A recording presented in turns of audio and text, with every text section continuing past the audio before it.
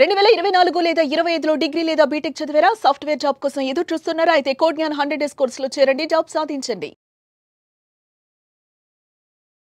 నమస్కారం వాసు గారు. నమస్కారం సార్. చాలా వరకు అందరూ కూడా కోటీశ్వర్లు అవ్వాలి అని అనుకుంటారు. సో అదే ప్రాసెస్లో ఇప్పుడు ఏముంది మన దగ్గర? ఫోన్. ఏ ఇన్ఫర్మేషన్ కావాలి అన్న చాట్ జీపీటీని అడుగుతూ ఉన్నారు. అదే విధంగా చాలా మంది కూడా చాట్ జీపీటీ అడిగినా ఎక్కువ మంది రీసెర్చ్ చేసిన క్వశ్చన్ ఏదైనా ఉంది అంటే నేను ఎలా కోటీశ్వర్లు అవ్వాలి అని. కరెక్ట్.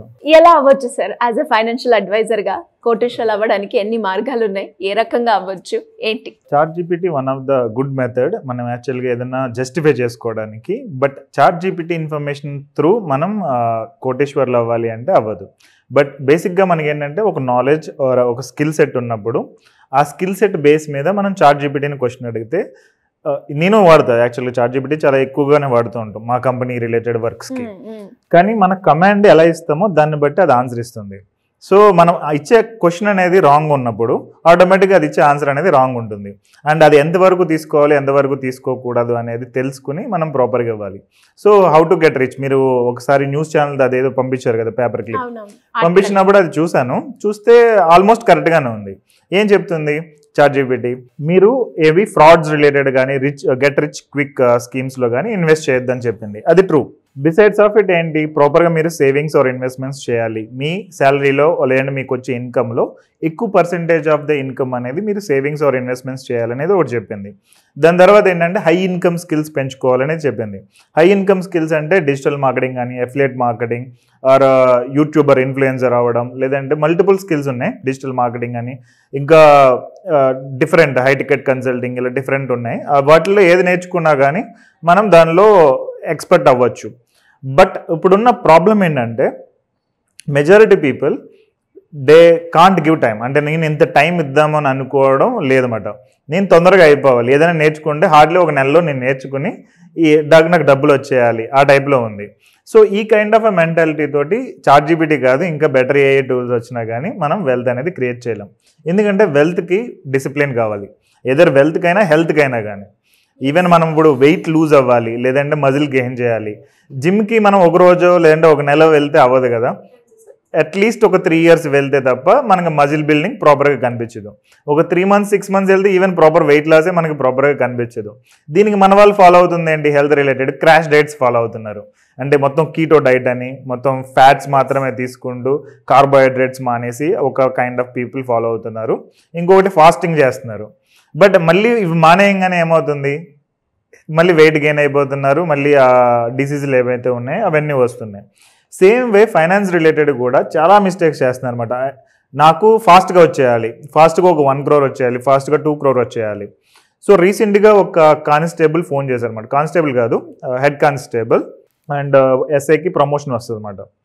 ఆయన ఫోన్ చేసి నాకు ఏం చెప్పాడంటే, సార్ నేను ఒక ఫైనాన్షియల్ ఫ్రాడ్లో చిక్కున్నాను, ఎలా ఏం చేయాలో అర్థం కావట్లేదు అని అన్నారు. ఎంత అమౌంట్ అని అంటే 1.6 crore అని చెప్పాడు. ఓకే, 1.6 crore మొత్తం ఈ ఫ్రాడ్లో వెళ్ళిందంట. సార్ మీరు చేసేది కానిస్టేబుల్, హెడ్ కానిస్టేబుల్ రిలేటెడ్, మీకు 1.6 crore ఎలా వచ్చింది అంటే, ఫస్ట్ ఏం చేశాడంట ఆయన, ఫస్ట్ అది 10,000 నుంచి స్టార్ట్ అయింది. 10,000 ఇన్వెస్ట్మెంట్ ట్రేడింగ్ రిలేటెడ్ ఏదో మల్టిప్లై ఇవ్వడం 3% 5% ఇవ్వడం మొదలు పెట్టారు వాళ్ళు. 10,000లో 1,00,000 ఇన్వెస్ట్ చేశాడు. 1,00,000 తర్వాత ఒక 3 లక్షల దాకా ఆయన దగ్గర డబ్బులు ఉన్నాయంట, అవన్నీ తీసుకెళ్ళి చేశాడు. దాని తర్వాత పిఎఫ్ నుంచి మనీ విత్డ్రాల్ ఏదో పెట్టి చేశాడంట. దాని తర్వాత లోన్ తీసుకున్నాడు, ఒక 10 లక్షలు ఎంతో లోన్ తీసుకుని కట్టాడు. అప్పుడు కొంత అమౌంట్ రావడం లేదంటే క్రెడిట్ అయినట్టు యాప్లో చూపిస్తుంది. సో విత్డ్రాల్ చేద్దామంటే రావట్లేదు. విత్డ్రా చేయాలి అంటే మీరు గవర్నమెంట్కి ట్యాక్స్ కట్టాలని చెప్పి మళ్ళీ ఇంకొక 10 లక్షలు 15 లక్షలు పెట్టించారు. సో అది మొత్తం 25 లక్షలు పెట్టేశాడు కదా. ఇప్పటికి ఆ 25 లక్షలకి ఆయన దగ్గర డబ్బులు లేకపోతే వాళ్ళ బ్రదర్ని అడిగాడంట, ఆ బ్రదరు డబ్బులు ఇచ్చాడు. సో దాని తర్వాత ఇంక వేరే ఈ టైప్లో ఇంకొక 5గురితో పే చేపిస్తే నీకు ఇంకెక్కువ మనీ వస్తుంది ఈ టైప్లో ఏదో చెప్పేసి మొత్తానికి ఈయన వాళ్ళ విలేజ్కి వెళ్ళి అక్కడున్న ఊర్లో వాళ్ళందరితోటి కనెక్షన్ తోటి డబ్బులు ఒక 5 లక్షలు 10 లక్షలు 3 లక్షలలో తెచ్చుకుని మొత్తం అందరిది మనీ తీసుకొచ్చి దీనిలో ఇన్వెస్ట్ చేశాడు. సో ఫైనల్గా ఏంటంటే అది fraud app, fraud related company. And ప్రూఫ్లు పంపిస్తున్నారు, వాట్సాప్ గ్రూప్లో ప్రూఫ్లు ఉన్నాయి, మాది రిజిస్టర్డ్ కంపెనీ అంటున్నారు, టాటా కంపెనీ అనో బిర్లా కంపెనీ అనో ఆ టైప్లో అన్ని ప్రూఫ్లు చూపిస్తున్నారు. కానీ బట్ ఫైనల్గా ఏంటంటే అదంతా ఫ్రాడ్ డాక్యుమెంట్స్, ఫ్రాడ్ ఇమేజెస్ ఇవన్నీ ఉన్నాయన్నమాట. సో ఊర్లో వాళ్ళు ఈయనకి ఎందుకు డబ్బులు ఇచ్చారంటే ఈయన గవర్నమెంట్ జాబ్, పోలీస్ డిపార్ట్మెంట్ అంటే ఫ్రాడ్ జరగదు, అంత కరెక్ట్గా ఈయనకి తెలుస్తుంది అని చెప్పి వాళ్ళందరూ అనుకుని ఈయన డబ్బులు ఇచ్చారు. తర్వాత ఏమైంది, ఈయనకి అది అర్థం కాలేదు, ఈయన డబ్బులు పెట్టాడు. నెక్స్ట్ వీళ్ళ ఊర్లో ఒక హౌస్ కూడా ఉంది, ఒక 30 లక్షలు ఎంతో వాల్యూ చేసి హౌస్ ఉంది. సో సొంత ఇల్లు ఉంది, గవర్నమెంట్ జాబ్ కదా అని ప్రతి ఒక్కళ్ళు డబ్బులు ఇచ్చారు. ఆ డబ్బులు మొత్తం ఈయన తీసుకున్నాడు. ఇప్పుడు ఆ ఊర్లో వాళ్ళందరికీ ఫేస్ చూపించలేని పరిస్థితి. అండ్ డబ్బులు పే చేద్దామంటే 1.6 crore పే చేయాలంటే అది మామూలు విషయం కాదు కదా. సో ఫైనల్గా ఈయన ఏం చేయాలో అర్థం కాని సిచ్యువేషన్లో మా దగ్గరికి వచ్చారన్నమాట.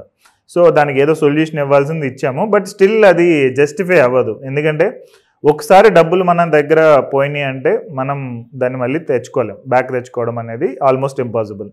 సో ఇలాంటివి ఏమన్నా వచ్చినప్పుడు చాట్ జీపీటీలో ఇలాగే నాకు అనిపిస్తుంది ఇది ఫ్రాడా కాదా. అలాంటి చాట్ జీపీటీలో మనం అడిగితే కనుక మెజారిటీ టైమ్స్ చాట్ జీపీటీ కరెక్ట్గానే చెప్తుంది. ఈవెన్ మొన్న ఒకసారి ఒక ఫ్రాడ్ది ఒకటి వస్తే నేను చాట్ జీపీటీలోకి ఆ ఇమేజెస్ అప్లోడ్ చేసి అడిగాను టెస్ట్ చేద్దామని, చేస్తే అది క్లియర్గా చెప్పింది ఇది ఫ్రాడ్ అని చెప్పి.